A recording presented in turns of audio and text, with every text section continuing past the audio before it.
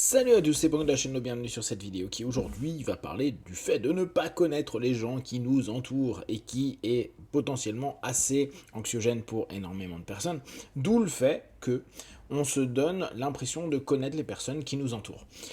On aime biaiser notre cerveau, ou en tout cas notre cerveau nous biaise, parce que il n'aime pas les notions qui sont pas logiques, il a besoin de se créer des récits pour arriver dans une zone de sécurisation psychique, pour pouvoir tout simplement créer de la confiance qui nous permettra à court, moyen, long terme d'obtenir des choses positives dans les unions qu'on va faire avec les différents êtres humains. Si on partait du postulat que tout le monde était des psychopathes, où on revient sur le principe de la Dark Triad, où il pourrait y avoir mille et une facettes problématiques, comme le machiavélisme, comme le narcissisme exacerbé, bien sûr, on se dirait moyen. Or, notre cerveau, notre culture a fait qu'on s'est réunis, qu'on a dû faire confiance. Cette notion de faire confiance est quand même assez extraordinaire parce que ça nous impose de nous dire, ok, toi que je ne connais peu ou pas, j'ai pu observer, entendre parler de toi, j'ai pu t'écouter, j'ai pu voir un ensemble d'éléments dans le rapport psychosocial qui me semble ok, où on me présente comme étant une personne de qualité, etc. La notion de confiance, c'est quand même partir de quelque chose que tu ne connais pas vers un ok. C'est le principe qu'on a quand on saute au parachute ou en bungee, hein, où on nous dit t'inquiète mec, ça tient derrière. Ouais. Et la confiance, c'est de se dire les gars qui ont préparé mon saut à l'élastique, ils savent ce qu'ils font et il n'y a pas de danger. On est toujours comme ça. D'où d'ailleurs, alors j'ai jamais fait de parachutisme, hein, mais le fait qu'il y a des vérifs, souvent on vérifie plusieurs fois son pack qu'on a fait ou qu'on nous a fait faire. Parce que il y a la confiance, mais parfois il y a aussi l'erreur dans tout ça. Quand ce n'est pas de la tromperie.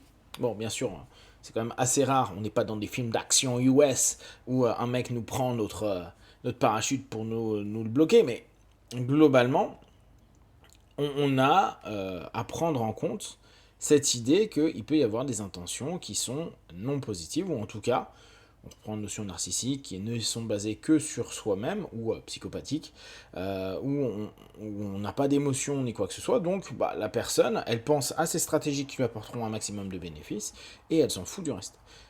Les masques sociaux qu'on est capable de faire sont géniaux, de qualité, et on sait très bien que les gens intelligents, manipulateurs, de différentes façons, attention, on manipule tous, on met tous des masques, et là encore, je prends vraiment les notions qui nous amènent vers de la pathologie.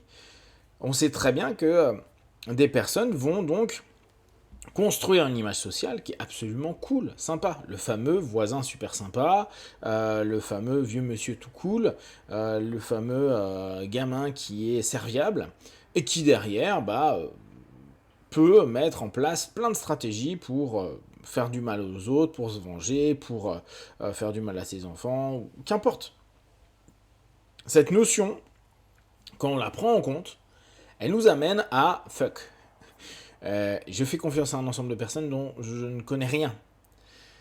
Pourtant, je suis obligé de faire confiance. Je vais chez un médecin, je vais chez un dentiste, je vais vivre une opération. Je dois faire confiance au chirurgien, je dois faire confiance à la personne qui est en face de moi.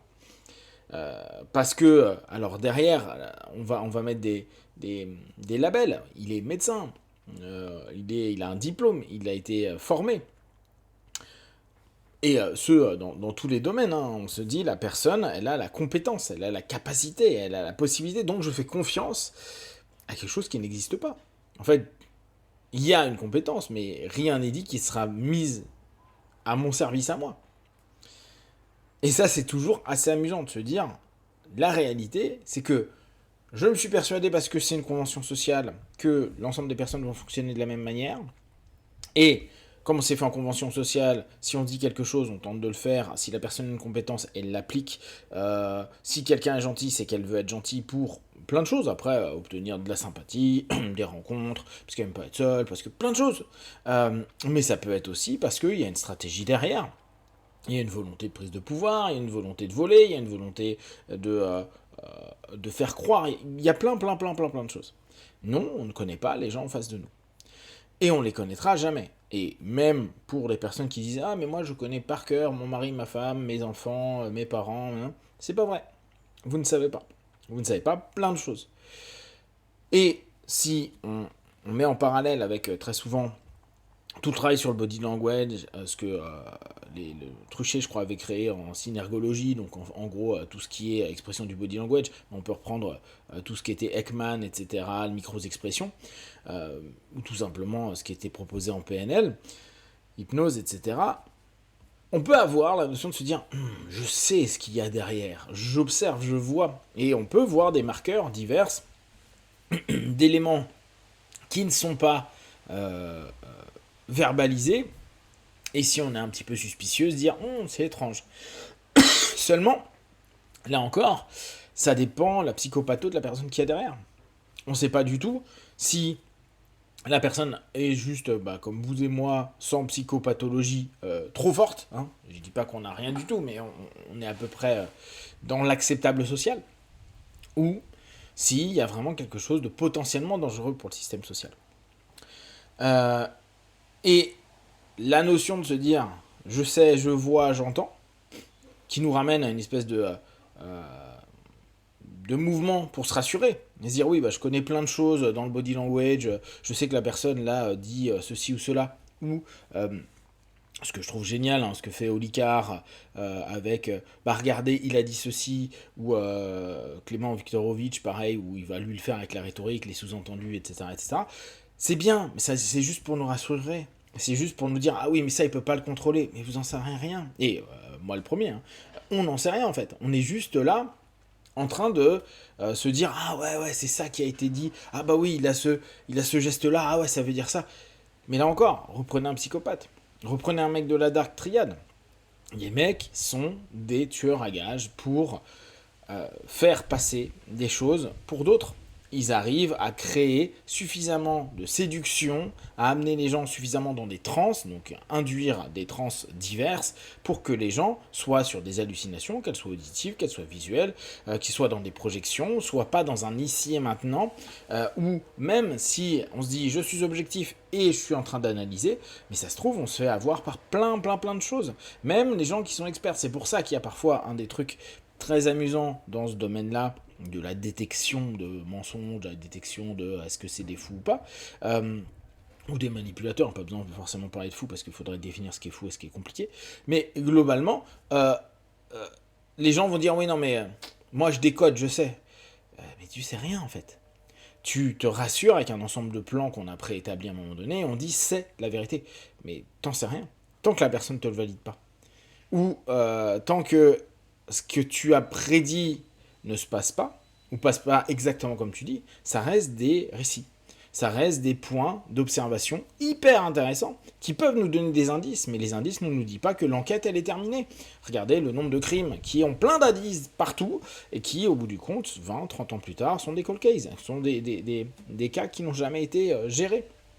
Je pense au petit Grégory, là, où ça fait 30 ans que ça revient constamment, on va revoir les grands-parents, etc. On a des indices, on a plein de choses, sauf qu'on n'a pas les preuves.